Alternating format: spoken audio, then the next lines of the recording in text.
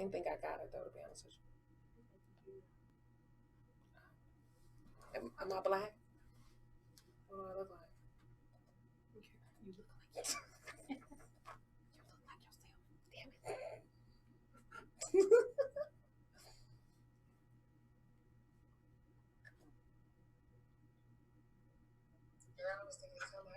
Okay, so they came here, and this is normal. I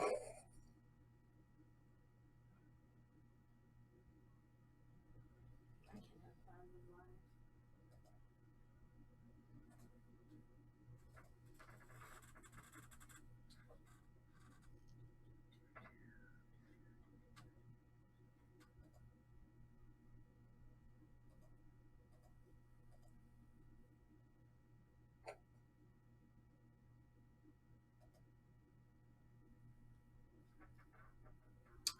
Hey y'all, welcome to another episode of 30 something podcast. It is October the 15th, and it's finally, well, it had gotten chilly for like 2 seconds and then it got back warm, so I'm really not. It got real cold though. It wasn't. There wasn't no transition. It was like, wait a minute. Wasn't. Why you have to do it like that? It was a cold snap and then it went away. So they said that we're supposed to be getting some rain tonight, so maybe that'll cool things back down. Yeah, I don't know. You know, the crickets are out, swarming everywhere. What else is the bees and the mosquitoes is still out. Oh, so they definitely still out and kicking in October. So I don't know what we're gonna do. The bugs not gonna die. It's like freeze them. But this is life in Dallas, Texas. So I'm your host Treya, and we got Miss Marie. Well, hope she got her Janet Jackson wet and wavy going on. Going on. Got Miss Miko. Hey y'all. And we are so glad to be joined by Miss Tiffany Mason. What's your last name? Wilkerson. Listen. So Tiffany went to middle school with me and Kamiko and Lisa. Lisa's not here. She had a death in the family, so she's not with us today. But she went to middle school with all of us, and of course, I know a lot of our viewers went to Adwell as well. So Adwell Archers in the building. But she is here with her organization, Illustrious Angels, and in support of domestic violence awareness. We're going to talk with her a little bit later about her organization, what they do as far as the domestic violence victims, and how she's giving back to the community. So we're going to start with what now?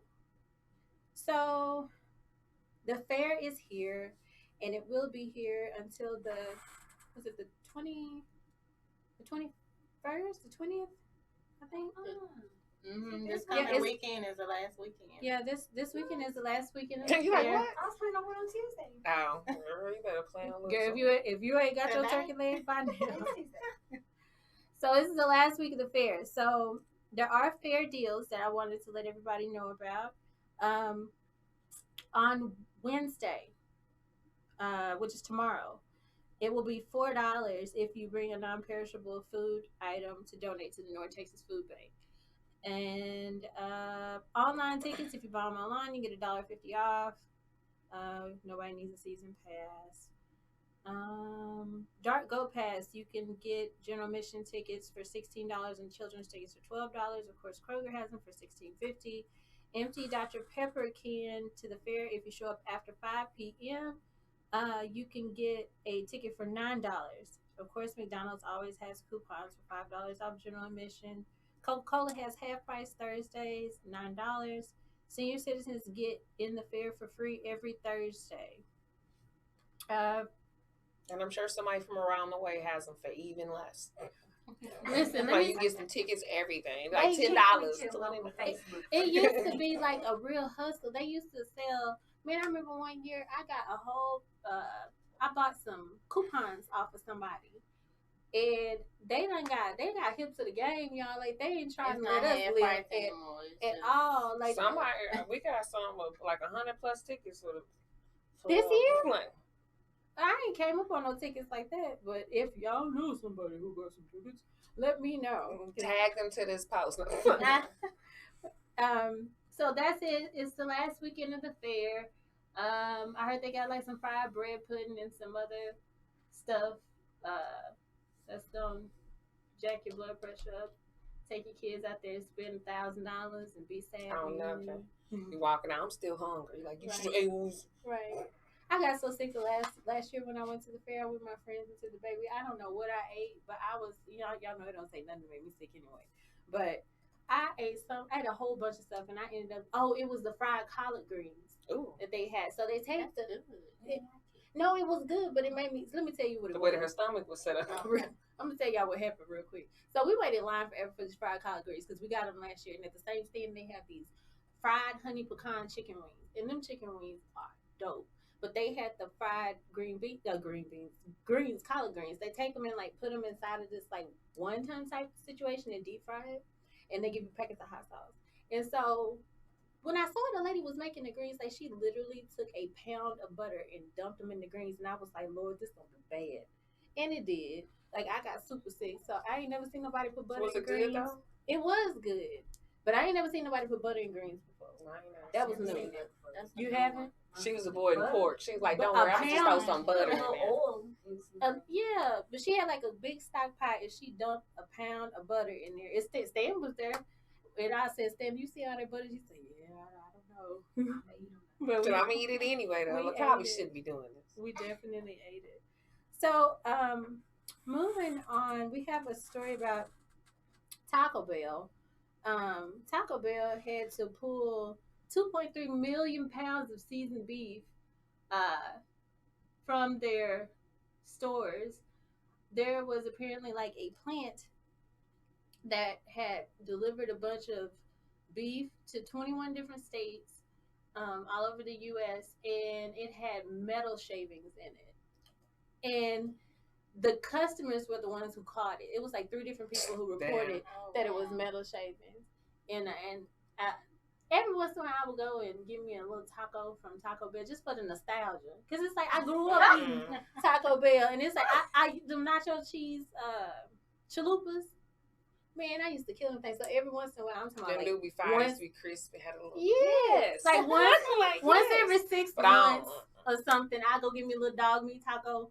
But I ain't going to go. Yeah, ever since they said it was like it wasn't real meat, it was like some ingredients, that was it for me. Now I ain't gonna lie. Like I talked to my daughter about it. She's like, I still want to eat it. So I'm like, we had the conversation. I tried to put you on. If you still want to eat this, go ahead.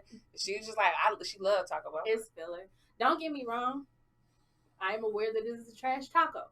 I know where better tacos are in Dallas. She likes the principle. But yeah, it's just for the nostalgia. Like, you eat stuff that ain't the best. Like Big T Pizza. There's wonderful pizza all over the place, but every once in a while you got to go get you 2 slices in a can, drink for $2.99. For the nostalgia. Like this reminded me when I was a kid. $2.99 is not good for you. It's pretty much like if you fool off of $2.99, y'all still eat ramen noodles though. They 15 cents. No, you got 15 cent meal. A 15 cent. I was 18 and I read the back of that label when I found out how much sodium. Pure sodium. How about how much fat is in it? Like this little thing is like a Big Mac. I'm like, are you kidding me? 15 is reading for cholesterol and sodium. I was 18 first of all. Oh. 18. But either way, I was like, I could have a whole Big Mac, and that little package is 2 servings on top of that. So whatever it is times 2, you're like, this is all I get for 500 calories? No, I'm gonna put this back. Like, I'm gonna get I'm gonna get something more filling, like something more satisfying. Exactly. So that's the y'all don't go to Taco Bell no more. We just need to let it go. We need to get that up. I'm pretty sure they're going to close that particular plant down or whatever, but that tells me that y'all don't have any type of quality control going on in your factories if y'all let 2.3 million pounds of meat slip by with metal shavings. Ain't no telling how many, like, the FDA rule about, well, you're only allowed to have 2 pounds of metal shave, like 2 pounds and 4 bugs. 2 pounds of metal shaving, 6 roaches, and 3 rat toes. After that, you die. After that, you cross the line. Right. Like, how dare you? Right. Then OSHA got to get involved. That's just too many roach toes. So that's it. Y'all be careful with that Taco Bell. So we're gonna move on to what I really don't want to talk about, but it's in the news. We have 28-year-old Tatiana Jefferson was killed by a police officer in Fort Worth, Officer Aaron Dean, who has since resigned and retained an attorney. He has since apologized for the murder.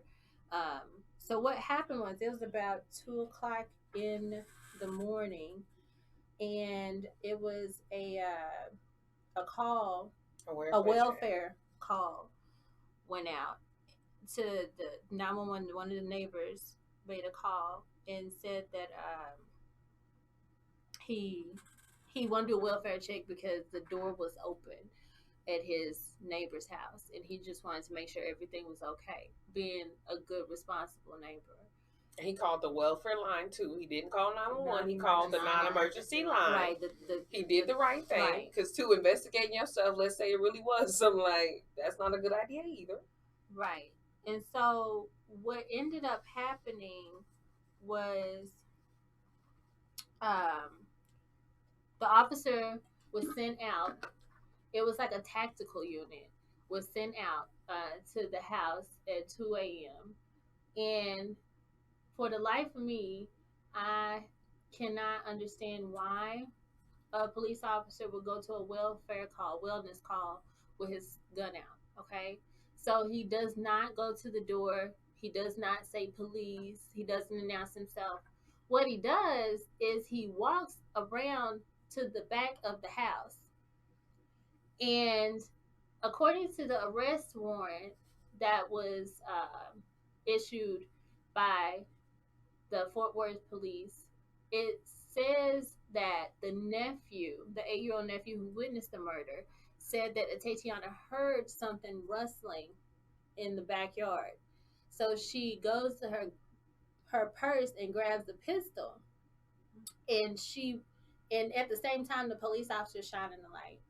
And so she holds the pistol up like towards the window, and the police officer then fires, striking her and killing her. Now, he has now been charged with murder by the police department. They didn't wait for the DA to move on it. They went ahead and charged him with murder, arrested him. He bonded out $200,000. And he's, like I said, he's since retained an attorney. So my question is, when he resigns, is he still able to receive help from like the union, the police union? That was something I was curious about. So I don't know, but saying that he's retained his own attorney kind of lets me know that maybe he doesn't have assistance from the union on this because he chose to resign. But I don't know because he was actually on duty when the incident happened. So I don't really have any answers about that. But they probably shouldn't have announced that they were going to fire him on social media before actually firing him. Yeah, and so they said that he has not been cooperating with the investigation at all. Because he probably know he fucked either way. Right. So initially when the story broke, there was a picture that was leaked of a pistol that was on the ground. And it really pisses me off because I feel like the media at any turn is going to somehow blame the victim. Like, we're going to... Oh, especially if the victim's black, automatically. Yeah. Like, it's like, well, how can we put this... Your black ass shouldn't have been in your own home or holding a gun, even though it's totally legal. Right. Totally legal. And if you hear... In the Ed Cross, the interim police chief of Fort Worth, he did a press conference today, and he's definitely, like, taking ownership for what happened, and he's remorseful. He even got, like, a little choked up during the press conference, and he was like... We're working so hard, to build trust with the community. And it just seems like, he compared it to ants, like building a hill.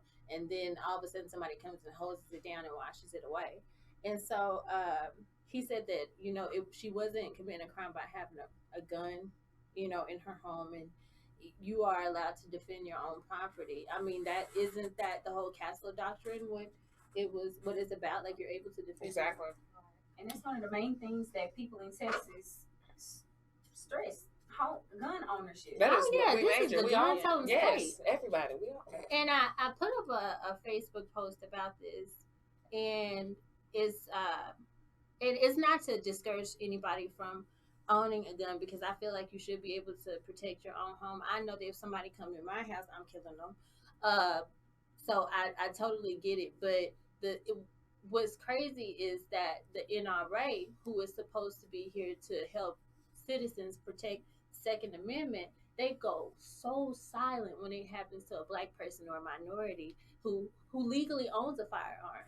You know, there's been several incidents where it's been like a police raid, and you know, the police raids, they are designed to have like the element of surprise, right? So you got somebody kick your door in, you legally own a firearm, first thing you finna do is shoot.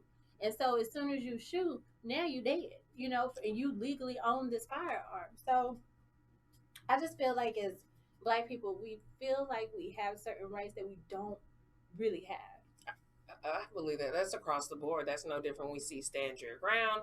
Anytime it pertains to a black person, it's like the law all of a sudden is different. Right. The law is like, actually, so it's not going to work. And you've even seen it historically when, like, again, you can carry, it's open carry, you're allowed to. But if you see black people show up anywhere with guns, it's like everyone's immediately into this big black guy has a gun, no different. But meanwhile, this white man is walking around with 3 different guns.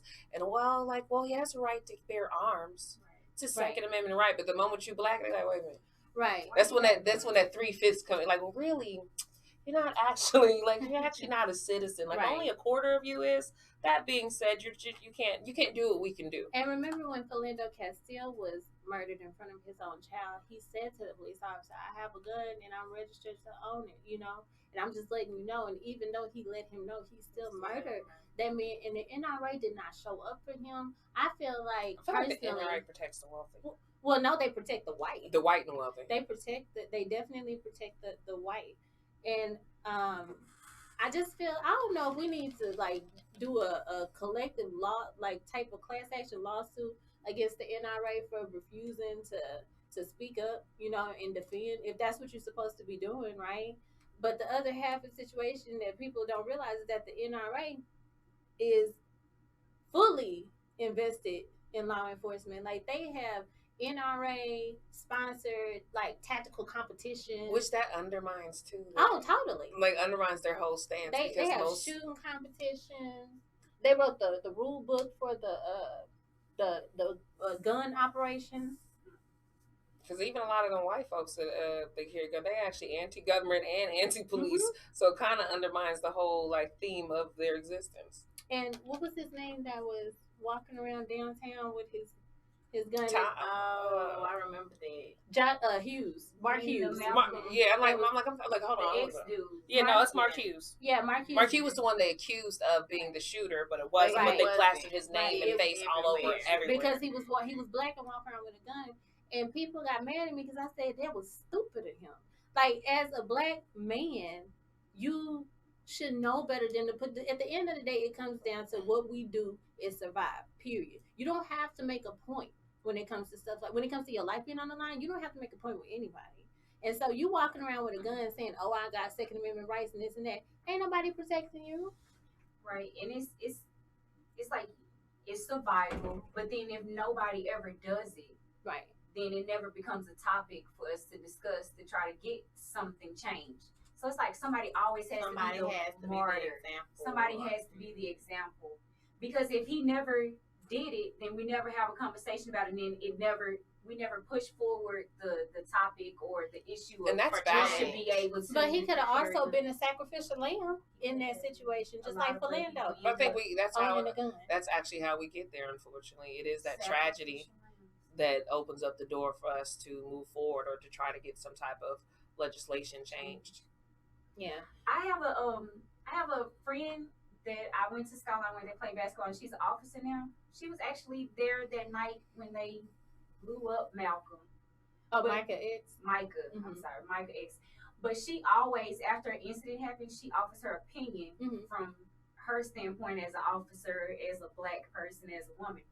And she was saying that with the officer that killed Tatiana in Fort Worth, that he was a new officer. He had just become officer like in he's only been an officer for 2 years or something. Right. And that was kind of like the same thing with Amber Geiger.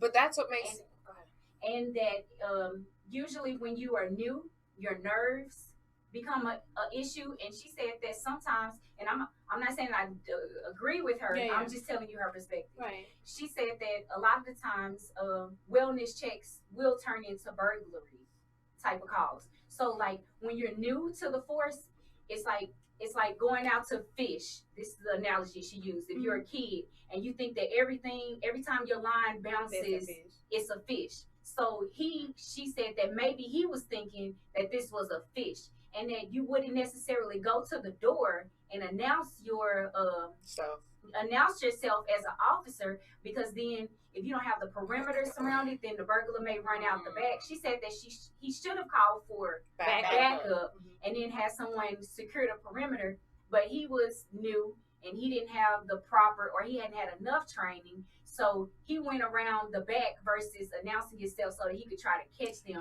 And then in the moment of trying to say, put your hands up, sometimes your nerves and your gun, it kind of happens at the same time. And it don't take but less than 2 pounds of pressure to pull the trigger.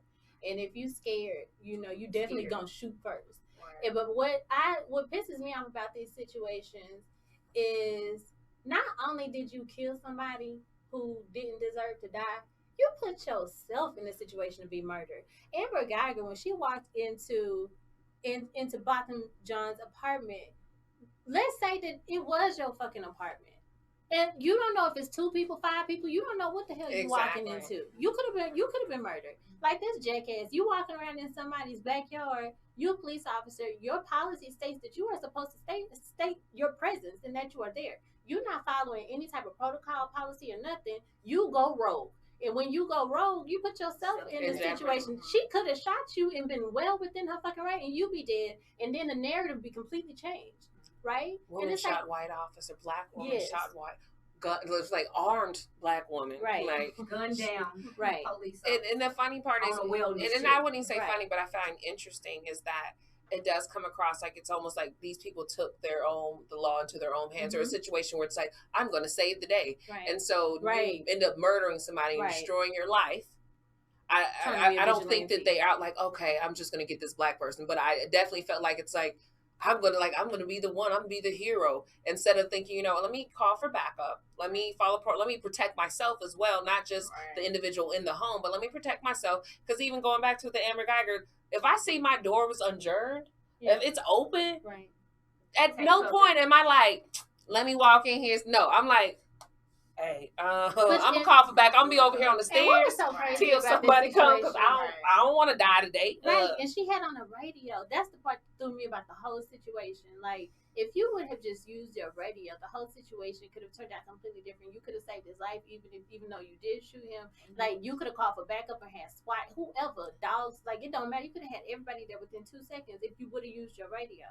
But it turns into self-preservation for them, and that's what it boils down to. Pisses me off. It's like, you more worried about yourself, and that is not your job. Your job is not to be out here looking at everybody else as the enemy and you as a superhero. That is not how that shit works at all. Like, you're supposed to go out into the community and spend time invested in the community, so you're not scared of black people. So you have a rapport with these people, and it's like, if you're gonna go out and say, hey, I'm sent on a wellness check. If your first thought is to pull your gun out, you should have never became a police officer. And there was a press conference with the Legislative Black Caucus members and also Lee Merritt and in the family of Tatiana today. And they discussed that, because the laws for police officers becoming, the requisite for police officers becoming police officers is set by the state. And so they talked about maybe that needs to be switched, over, where it's like, do you have, either in the community or what are your triggers when it comes to stress and stuff like that? Like, are you good in high stress situations? Or, they only have to do 1 hour of de-escalation classes, and they have to do 100 hours when it comes to firearm training. Like, something is off. Yeah, that need to be balanced. That's definitely off. But I also think in general, like, we should not be hiring people that aren't familiar with the community that we're putting these police officers in. Because just in general, people walk around every day. You, me, we all have unconscious bias, right? So whatever my experience in the past, whether I had all the training in the world, that's probably what's going to pop in my head first. That being said, they do need to be familiar with the community that they're working in, or they shouldn't be there. And that should be like a priority. Like, okay. You're right, because the reasonable police officer standard is, did you behave as a reasonable police officer, right? And as long as they say that they perceive the threat. And it's like, well, what triggers you to perceive something as a threat? And if I've never been around black folks or things like that, I'm going off of my bias. So and the only time I experienced them was a negative experience. So automatically I'm going to think the worst, because this is what I've experienced or I've seen. Right. And people don't understand. They feel like the United States is so freaking diverse, and it is not. There are places I'm going to say this. There is nowhere that a black person can move and not see a white person. There's not that a black person can move. And I think we think it's diverse because we self-segregate to some degree. So our reality is we're going to be around people that look like us closer. So, but majority of the United States is white as hell. Right, and they can go live in these spaces where they don't interact with black people at all. Ever. And like their only reality of black people is what they see on Cops, what they see on Empire, whatever they see on TV. And so they develop like they have a stereotype, the unconscious bias, and it's like, oh well, I'm not racist because I don't hate black people. I just, feel like maybe they're just a little bit more. They're aggressive. They're dangerous. That black on black crime. You're like, well, actually, most races, all crime or all murders are actually committed among people typically of the same race. Right. So it's the same numbers with white on white crime. Right. And I don't even And like I said, when the incident happened, it was dark as hell. He had a flashlight, and if you've ever shown a flashlight into a window, the first thing it's going to do is reflect back. There's blinds on the window. And so I'm not really sure about what he's saying he saw when he, shone the light in the window. Because unless the house is lit. He could see with the blinds open where he could see through. I couldn't But that's the catch, though. They said the doors are open and lights were on. So if the lights are on, I can see into your home. If the lights are off, I cannot see into your home. Right. That would be the difference. So part of me wanted the lights were on. She's looking out the window trying to figure out what the hell it is. Right. Flashlight, gun. He sees her with the gun, shoots her. Right. He made a lot of bad mistakes. One of the other things she pointed out was that there were cars in the driveway. So more than likely, you knew somebody was if there's cars there, then it's probably not a burglary. Right. Because more than likely someone wouldn't burglarize a home that has vehicles in the front of it. You would think that it would be a home that looked empty. Exactly. The crazy part, the nephew said they were playing video games. Yes. That's what they were doing. And when you think about what the weather's been this weekend, it was actually ideal to have, like, you finally cut your AC off, and you up late, so you're going to open your window, you got your door open, because you're awake, too, so you're not really worried about it. The door was open, but the screen door. Yeah, she getting that little breeze in there. Yeah, we do. We getting that free breeze. We ain't got to pay for that AC. And the thing is, like, I get so tired.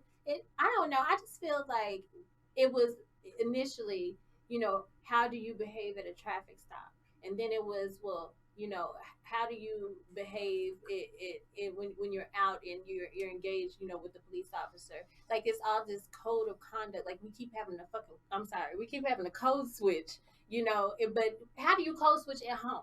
You know what I'm saying? In an unexpected, like, I don't know. There's nothing that could be taught that says that somebody can surprise you at home and put a bullet in you. Like, we don't even need to be living in fear like that. And it's sad that, like, these incidents are happening, like, on the heel of one another. And it's like, we got kids to raise. I'm not raising my kids in fear. I'm not even exposing my kids to this type of stuff. Like, yeah, we can talk about it, but we're not going to go in depth. We're not, like, I don't even believe in talking to my kid about, like, school shootings and stuff like that, because at the end of the day, there's nothing that you can do about it in those situations. If somebody walks into school and they have a gun, run for your life. But even then, we have literally, we expect non-trained citizens, civilians, to have all these, like, all these thought processes that they're supposed to put in place before they make any kind of decision whatsoever. However, police officers who are trained we don't hold zero accountability. There's no, well, did you stop? No, the bar is lowered. And if anything, again, it should be higher due to your position. But even too, I feel like some of that also goes back to, one, what we've historically seen as far as when these certain incidents occur, right? So there's no consequence. Even too, when we talk about the Amber Geiger, to some degree, we kind of felt like she knew she was going to get off. Right. So like that was the thing. Like, well, I got this. This should be fine because this is what we normally do. This is how it's always been. That's why she was talking about going out to drink the next night. No, she was still sending nudes, honey. Like after she killed him, she was still sexting a guy who also murdered somebody unbothered. Who's still on the police force, who murdered the child as well. What, behind the candy bar? Yes, behind the candy, a Snickers and bar. But going back to it, it all still goes back to the black and white thing. Because then we seen that one officer, which the black officer, I think he's Somali American or something. Yes, and that actually seemed like a legitimate, like, I'm in an alley, it's 3 a.m. Somebody comes running out. My instant thing would be like, this person's coming to attack me. I don't care if she looks white. I mean, that might seem innocent to other people, but to me, I'm like, but this man is in prison right now for murder. Right. And it's nuts. Like I was so pissed off with that Amber Geiger verdict. I mean, not the verdict, but the sentencing. People wanted to have conversations about, even me and Miko was talking about. She's like, you don't know what happened in the jury That room. is my thought. That's why I just don't want to talk about it, because I realize it's so sensitive. Like, but the thing, and after I made my search about what it came down to, is that the jury had to make a decision. Period. And they were in there for like an hour and a half. It happened so quick. I feel like they really had their minds made up about being lenient on it, and the defense had the choice of choosing whether she be sentenced by the judge or be sentenced by the jury. And of course, they're gonna always go with the jury, because as long as they tug on heartstrings, you can't tug on the judge heartstrings. Like, I feel like in my heart of hearts that Judge Tammy Kim, she would have gave her that same hug and that same Bible in 30 fucking years. I believe that she still would have moved the same. I believe that wholeheartedly. But so they definitely went, in her best interest by letting the jury pick. And if the jury, and when they were, I feel like those testimonies, like, I felt like the victim or the person that committed the crime doesn't get to have those testimonies of family care. Yeah. Like, I feel like that was like what killed it. Because I mean, at the same time, Timmy could be a killer, but I also know all these other things that Timmy did, and I might love Timmy. So, then I'm gonna have somebody that loves them, or and likes them, or that has good things. Exactly. I mean, you be a mass killer, but he was so charming. Like, he was such a charming individual. Since he was a kid, he helped the poor. Blah blah. He's like a mass murderer, Ted Bundy, or something. Like, you're like, so you're saying that you don't think that they should let the family of the accused get up on the stand and be character witnesses? Right. Great. They were. No, that's like, you're alive. Right. Like, we don't, is this person, we're really trying to figure out what loss society what we're missing out on without his presence being here. We took the loss. You're good. Like, you might lose some time, but you still made a poor decision. We don't need to hear about you. Everyone has a story. Exactly. Everyone does. I mean, so that's like, so thanks, but no thanks. But after they interviewed the jurors, there was 5 black women that was on their jury. And after they interviewed the jurors, and Drea was mad at them. I was mad. You had one job. And hey, and understand this, I am still mad at them 5 black jurors. Old girl got up on the news and was like, I just couldn't give her 28 years. I just couldn't do it. Why not? Why you couldn't give her 28 years? She was gonna get out and she was gonna be 55. She still got a lot of life left to live. Might mess around and still have a baby. Who knows? But the thing is that man was an angel. It didn't get no more perfect of a human being. No, like it really didn't get any more perfect of a human being. And we say this every time. It's so sad that you we got have to say that it was a great person, right? And that's why they should have. Just like we were talking about with Jordan Edwards, right? He was a model. He was, and it's like when we get to you got to be Barack Obama clean. When something happens to black people, they start trying to point out all the things that was bad. Just like with Botham, they were talking about he was smoking weed, and now she had a gun. You know, that's the first thing that comes out when black people get killed. But when white people get Hell, white people could murder everybody, and they was like, well, before he killed everyone, he was dancing to his favorite country songs, kissed his wife. Like, you just basically made it seem like he was really the Joker. Right. Remember that guy was like in Vegas? He literally was the dancing party the whole night. Then came back and then shot the whole festival. But really, that's what they reported first. Like, he was enjoying his country music, and he's always like, for real, B. So Stan said, do they go through critical thinking classes as officers? Listen, critical thinking, that's a skill that should be learned, like, before you...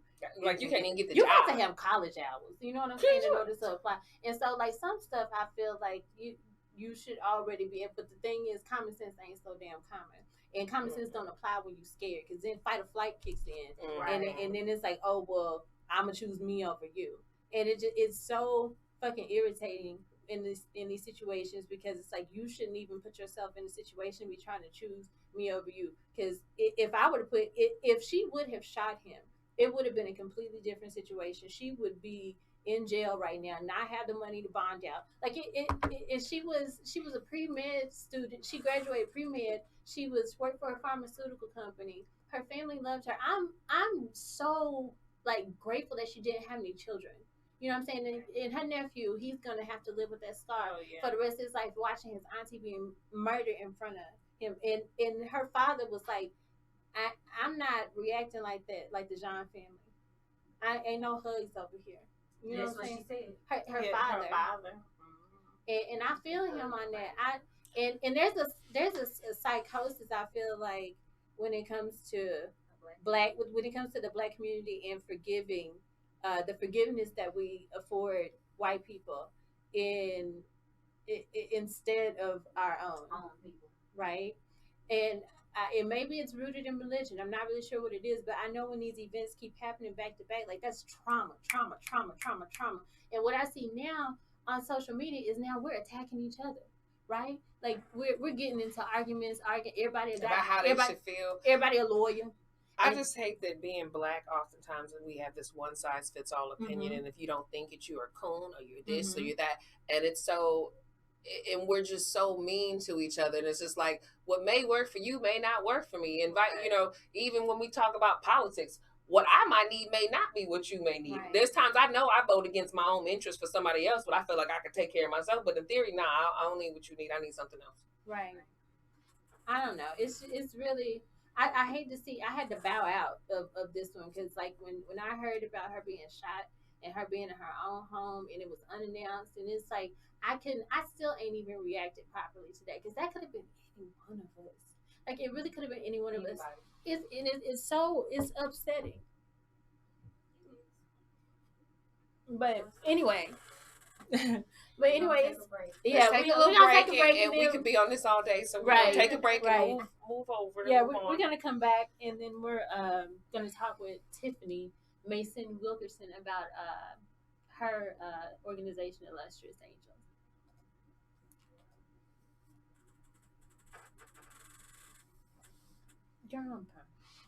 Right.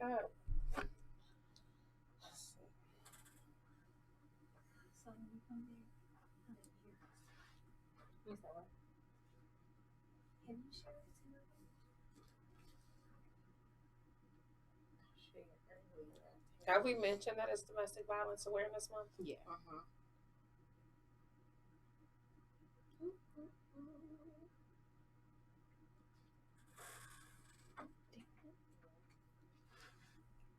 Damn, it's already done.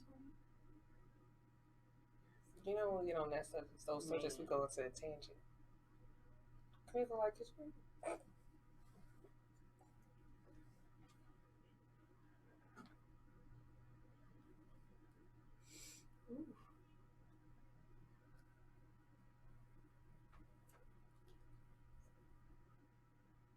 Hey, Lisa. We miss you, Lisa.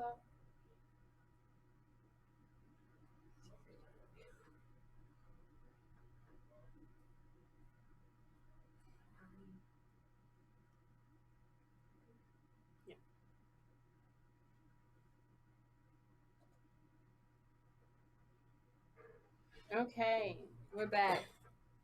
We're gonna blame that on my period. I'm sorry. I'm just kidding. But so we're back with Miss Tiffany Mason Wilkerson. Tiffany, how's it going? Great. I'm good. Thank y'all for having me. I'm excited to be here. Thanks for coming. Thank you, because you work at Duncanville High School. I do. Yeah. I do. I work in Duncanville ISD. She's a counselor there. She also has Illustrious Angels of Faith. And you were saying that your organization, can you tell us a little bit about it? Yes, so Illustrious Angels of Faith, we are an organization that provides peer support groups, counseling for children that are victims of crime. So that includes domestic violence, child abuse, sexual assault, children, and we also young adults. So I say children, but we go up to like young adult age 21. Any of those youth that have been victims of sex trafficking, we provide services for them as well. So our we do outreach in the community also. So we do workshops where we help youth understand domestic violence and teen dating violence and what that means and how to identify it, what it looks like. Because a lot of times they don't know. They could be in, especially our teens, they could be in teen dating violence relationships, and I feel like as and don't even teenager know. they may not know it, or even too they may be too afraid to speak up about it as well, because oftentimes they'll blame themselves for that situation, depending on what's going on, or they've grown up in that type of environment and that's normal for them. It's not dysfunction. And it's not dysfunction to them. That's just what normal looks like, and then they continue on, and then we don't break the cycle. So that's our focus, and that's kind of the overall gist of what we do. Awesome. So can you tell us how you got started? Yes, so we started, this is year 6, so I'm excited. Thank you to all of our supporters that has gotten us here thus far. But we started back in 2013 as a result of a good friend that I had, Dr. Katina L. Murphy. She was killed by her husband, and then he killed himself. And so from that is when Illustrious Angels of Faith was birthed. And initially when we started, I have 2 co-founders. When we started, we were, okay, how can we help women not go through, the situation, or how can we help them get out of this? But then I quickly realized my calling and my purpose is to work with kids. Like, I love working with kids and helping them understand, life in general. So that we shifted the focus to be, all right, there are children that are witnessing this family and domestic violence that's happening in homes. My friend that was killed, she had a 7-year-old daughter at the time who is now 13. And so when children go through these things, they oftentimes don't have support in place to be able to deal with the trauma. Their families are left to try to help them pick up the pieces and put their lives back together and move on. You have a lot of children that end up in foster care when situations like this happen. And some foster care parents are not equipped to deal with the emotional trauma that comes along with it. So, that's kind of why youth are our focus, because we want to be an impact in their lives to help them prevent and not continue what they've seen.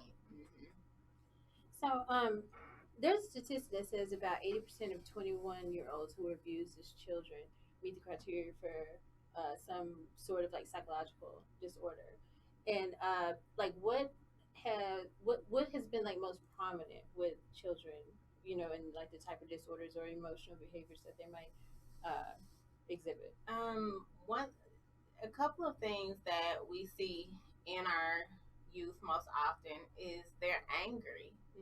A lot of them have to have some type of anger management and coping skills, because they internalize their feelings. They don't even know why they're angry. They don't. They internalize everything.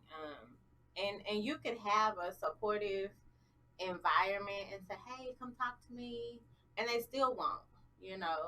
So helping them with coping skills and dealing with their anger is what we see most in the clients, and helping them understand what a healthy relationship looks like. Because again, I go back to, they don't know what normal is. You know, I can tell you, hey, a healthy relationship between a mom and a daughter is this, but if mine looks different, I'm gonna say, well, no, my mom and I, we did this, we cuss each other out, you know, or we do this, and I'm fine, like, we fine, right? You know, and if that's your thing, that's your thing. But just helping them understand, okay, what's a healthy relationship and what that looks like. Right. So, anger management, coping, and then it's those things affect them in school.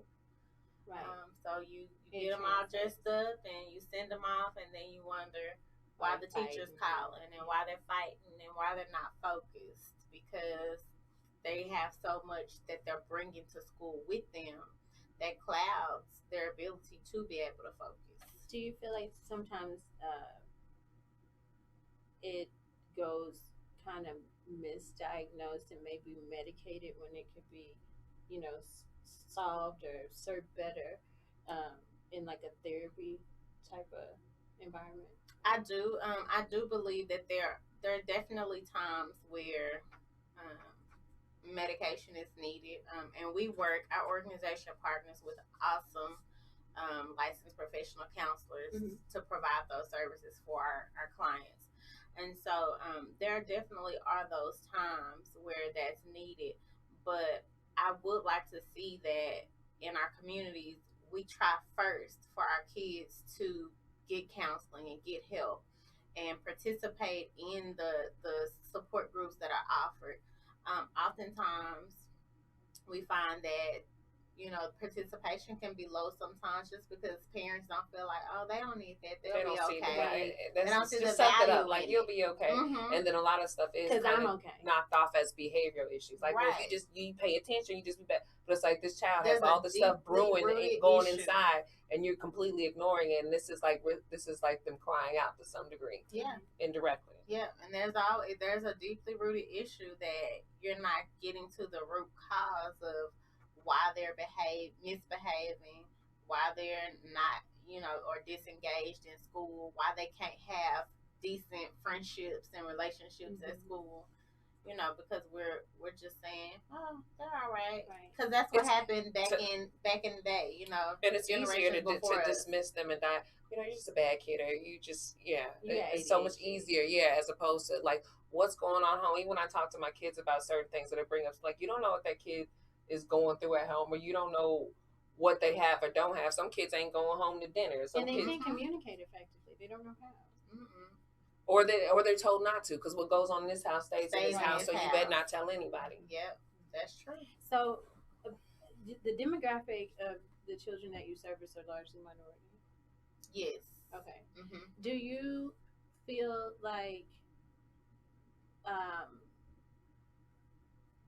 like religion is helpful? I think religion can definitely be helpful. That's not our focus. We don't come from a religious approach when we're working with our clients, and so I know that the name Illustrious Angels of Faith may sound like that, and actually I'll just go ahead and reveal, you all will be the first people to know, but we're going through a name change, and our new name will be Illustrious Angels Youth and Family Services. Okay. And that's because of the abundance of services that we are able to offer to our youth and along with their families, because we want to be able to, if we're helping a child, we need to be able to help that family structure as well, because without that, it's just we just send them back to dysfunction. So that's kind of that's critical, because I think it reinforces the things that you're instilling in the child. And so that's kind of where we're going with that. But back to your point, is religion important in that? It can be. You know, it can be dependent on your dependent on the religion, depending on how you grew up. But it also can be it can be a hindrance from you being able to grow and accept that counseling is something that you need to get through. So, and that was going to be my point, because I feel like in the Black community we try to pray away a lot of stuff, or, you know, just use prayer as a suppression tool, to try to get through our trauma. Because it's such a stigma, though, mental health and things that you go through. I feel like there's such a stigma tied to it. That's like our first resort. But I've even seen women in abusive relationships, and their first thing is, well, I can't get a divorce because God. Right. I'm like, I'm sure God didn't put you in that bad marriage. So right. I'm like, I don't know what God you serve, but the way mine is set up. Right. And I pray, and I'm gonna tell people, I'm gonna pray my way through some things. But if I need some professional help, I'm gonna get some professional help. Like that's a resource. I feel like that's a resource God gave. Right. Like, exactly. There's a reason we have licensed professional counselors. Right. There's a reason we have doctors. They're not just here just to be here. So you can pray in partnership with these other things and other tools that are needed to help you get through situations. I think like just generationally, we need to accept that like we're pretty messed up, like our parents, like I feel like our generation is more accepting of going to counseling and realizes that there's a real need for it, but the trauma trickles down, and so it's like if you have trauma that came from your parents, it's hard to deal with that because you still have to go back and have this relationship with this person who wants to act like nothing happened or act like that was normal. I feel like that's one of the biggest hurdles is when you recognize that they're not willing to deal with it. Like even my own parents, right? And it's hard to put that wall up and say, okay, well you don't have to deal with that, but I'm gonna deal with me and still have to interact with that person in the middle of your healing process. And that was gonna be my point about religion. Because I know a lot of times, like we get so deeply rooted in faith, or say we're so deeply rooted in faith, and like in the course of things, like end up sweeping things under the rug instead of actually dealing with it, right? And having those. You have to forgive, and I think that forgive message is you're forgiving, yes, but it's more for you. Yeah, like you have to. Yeah, it's really all about you. It's nothing to do with the person. So that you can move on, so that you can feel free, so that you don't feel locked in chains with this. You're not holding on to you could be, because going back to that childhood trauma turns into adult drama, and you can carry it into your relationships when you're at work, your children. You walk around with this burden of this anger, because all the stuff that happened to you feeling slighted, or you being in a situation where you felt like you weren't protected, and it impacts your relationships, but you may not even see it most of the time because you just feel like, well, but other people see it though. Yeah. I have known people who, every time you turn around, like it's they get into an argument with somebody, or they having like an altercation with somebody, or they boss don't like them, or they mama said something, and every time you talk to them, like it's always a story, and it's always somebody else. Not them. It's never. Yeah. And it's like I don't want to be the person to be like, hey, common denominator. But you almost have to be sometimes. I'm like, what happened in particular? Well, it's everybody. Right. Well, I mean, to be honest with you, if it's everybody, then it's you. And these people have children, and then they start being that way with their children, right? Like they're either being combative with the children, or the children can't do nothing wrong, and it's always somebody else's fault. And then the children like accountability, they mirror it. They mirror it. And it's like, Lord, if you would just deal with what's going on with you, everybody is not against you. Sometimes your kids are just bad. Like, and sometimes you came in with an attitude and you just didn't realize it. Right. And it translates like in so many different ways. Like just your interactions with people are abnormal, and people think that that's normal. It's like, no, you can't cuss out people like that. Like that's not cool. You can't do that. We just sometimes people thrive in dysfunction, and it's weird when it becomes normalized, and it's problematic. Like when you see it in children.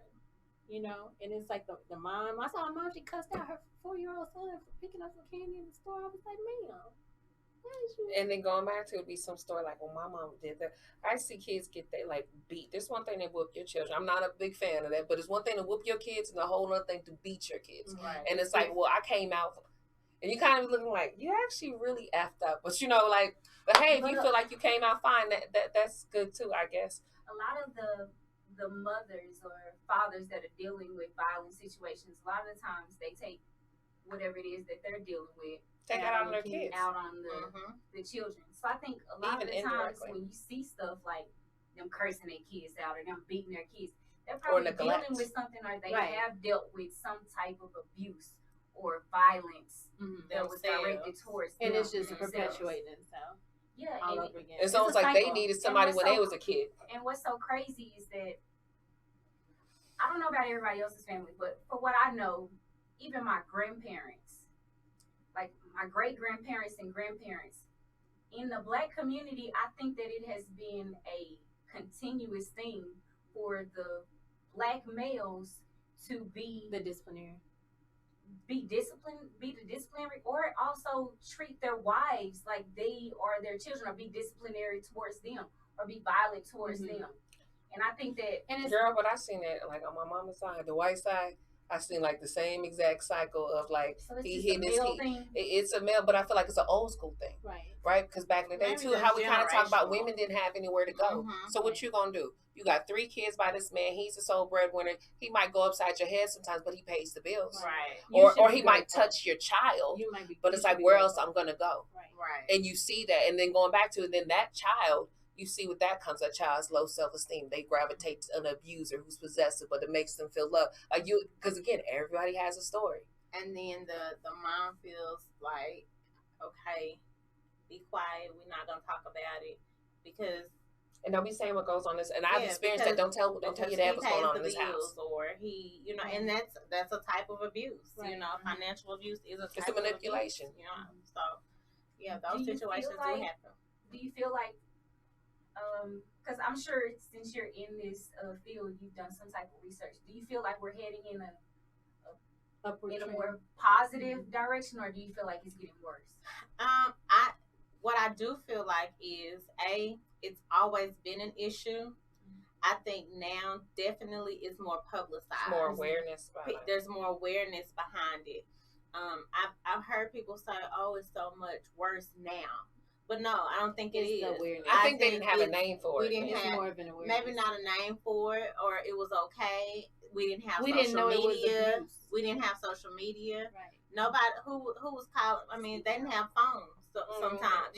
So who was telling somebody that what was now happening? It's massive exposure. So it's the light. It's like the Me Too movement. Just light is being shed on it now, and so now it's magnified, and this is being brought to light. So I think yes, we're definitely moving more in a good direction because we're bringing more awareness to the issue, which will then allow for programs and opportunities where you can go and reach people. There's more avenues for, and I say women, but there are men that are abused. It's just a higher percentage of women. So it's just women is just my go-to word, but I'll just say people. There are more avenues for people to be able to go and get help. Right. There's more government involvement now with providing funding so that people are able to get help and go to places. So what's the first thing first place that you would tell someone that's a victim, or whether it's the actual person that's being abused or a family member, the children, what would you say is the first step? Like, where would you direct them? So there's really not a one-size-fit-all answer for that because it's going to depend on the severity of the situation. If a woman is in an environment that's really abusive, the husband or a significant other is, stalking, those type of things, you want him or her to have a safety plan in place first, and really figure out, okay, like it's Wednesday, I want to leave Thursday. Okay. That may not be the best thing to do, because the risk of death is higher when you get ready when they leave, right? So you want to encourage someone, male or female, to develop a safety plan first. That's what needs to happen first. And I'll admit sometimes, they may not be in the best situation to do that, but that would be my advice first. If I'm talking to a kid and I'm telling, and they're saying, hey, this is happening in my home. I see my mom do this. I see my dad do this. And then there are phone numbers. There are apps that kids can download if they have phones where they can send a message to say, hey, this is happening in my home. There's the National Domestic Violence Hotline. There's the National Teen Dating Violence Hotline. If it's a teen that's in a relationship and don't know where to go to get help, and they'll connect them with places within their area code when they call those 1-800 numbers. Like your organization. Yes. And how can people get in contact with you? So we're on Facebook, Twitter, and Instagram, Illustrious Angels of Faith. Our office phone is 972-685-5521.